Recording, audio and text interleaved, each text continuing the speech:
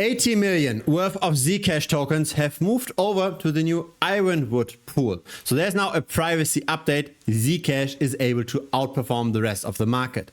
The question is, for how long? Here are the news regarding the migration. And here is the announcement. It all went live on the 1st of August. And so the fundamental question is, how much more upside is there still for the ZEC price? Hi, my name is Gerhard. I've been in the crypto space for the last 8 years. I hit my first million 3 years ago, and it is mainly through active trading of altcoins. My track record is on the website down below. In the last 2 years, I started to publish my trades in real time. We made 47% annualized since then. All the closed positions, they are directly available on this website, completely public, and all the open positions, they are available for the premium members. More on that later in the video. Now, the opinions on Zcash could not be more divided. Some are saying that Zcash is already too high and it's risky to buy the token now. Others are even actively shorting ZEC. And then we've got the crowd that believes that Zcash will become the next Bitcoin and that it's going to be the biggest trade ever. By the way, if you use X, formerly known as Twitter, then feel free to also follow the account of this channel over here. I publish data regularly. Make sure though that you follow the right account and not a fake account.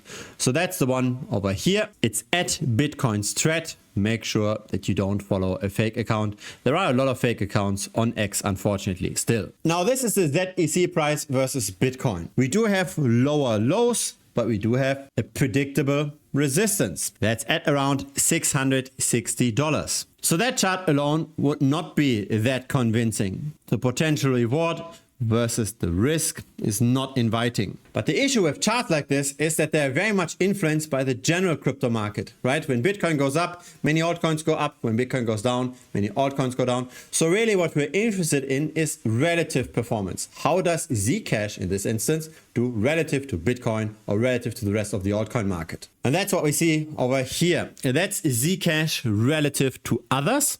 Others is the market cap of all the altcoins that are not in the top 10. And Zcash tended to underperform the altcoin market very consistently up until April of 2024. So over the last 2 years, a bit more than that, Zcash was finally able to outperform. But where did we get the underperformance from in the first place? And why did this suddenly turn around? The answer, at least partially, is tokenomics. As in, Zcash was also fairly launched. And so, especially at the beginning, relatively speaking, the supply grew extremely quickly. It could double in the span of just a few months. Now the supply growth isn't that problematic anymore. There's a supply hard cap of 21 million, just like with Bitcoin. And 1 year from now, we will have 3.9% additional supply.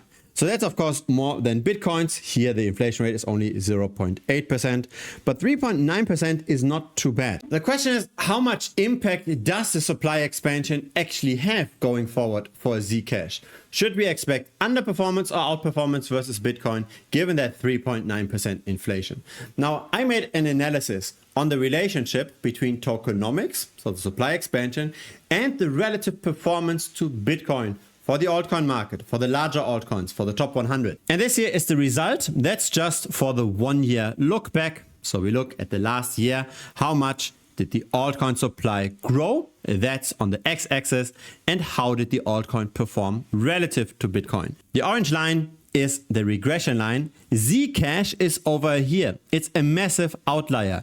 It is slightly inflationary, but it performed extremely well versus Bitcoin. So it's not the tokenomics that help Zcash perform that well. If the token was deflationary, then of course we could expect higher performance. But Zcash is clearly an outperformer. Still, we do see the more inflationary a token is, the less we should expect it to outperform by roughly 1%. So as in, each 1 percentage point of additional supply should reduce the forward-looking return of that altcoin relative to BTC by another %.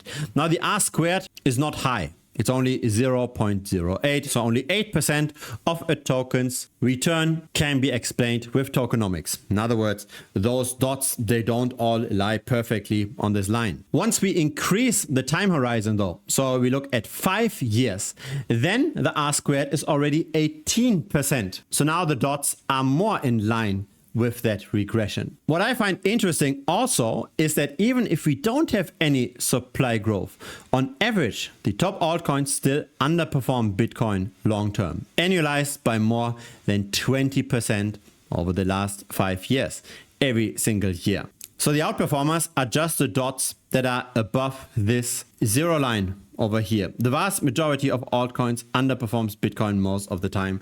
Zcash was one of the few outperformers, together with Tron, Leo, Solana, Render, BNB, OKB. But the default is altcoins doing worse, and the higher the token inflation is, the worse the underperformance tends to be over the long term. So the token inflation does matter to a degree, but Zcash can outgrow its current inflation. Next to Monero, Zcash is seen as the most secure of the privacy networks, and it has actual usage, and that usage is growing over time. There has been no allocation to insiders, and the coin holders vote on how much is getting allocated to the development team. Unfortunately, decentralized finance is barely used on Zcash. Zcash is just used for regular transactions, as Bitcoin initially was intended to as well. The price development to a degree does correlate with the attention though. As in, when more people talk about Zcash, the price tends to go up. When less people talk about Zcash, the price tends to go down. Recently though, even though there's not much talk about Zcash, the price was still able to stay somewhat stable. In the last 24 hours, we had 48 million worth of trading volume on the spot market. On the perpetual futures market, we had 286 million worth of trading volume. Most perp traders are bullish, the funding rate is positive, the longs have to pay the shorts, and there is a high correlation between how much leverage there is in the asset, so the open interest on the perpetual futures, and the price development. The price development is in yellow, the open interest is in green. Right now, open interest is coming down, and that's hurting the price. Still, relative to the rest of the altcoin market, ZEC is doing fine. It's close to the all-time high. If you've been following this channel for a while, you know that I like to run backtests, so simulations of buying and selling an asset. And here we've got simulations of golden crosses and death crosses. So what moving average duration should we take when we trade ZEC? Here we've got the answer. So we've got the 21-day simple moving average on the one side, and we've got the 11-day simple moving average on the other side. So that's historically the best moving average combination to time buying and selling the asset. Now for that backtest, I'm only using the data since the beginning of 2024 because the dynamics around Zcash have changed since then, because the tokenomics improved, right? It's much less inflationary now. So I think that the recent development is much more representative of what's going to happen in the future. And so let's have a look at how consistently that trading rule actually beats buying and holding. So buying and holding since the beginning of 2024 gave us 200% annualized outperformance of ZEC, while the trading strategy gave us 352%. This is then how that looks like over time. So it's a very consistent moneymaker. In other words, we should take that signal seriously. And right now, unfortunately, the 11-day simple moving average is below the 21-day simple moving average.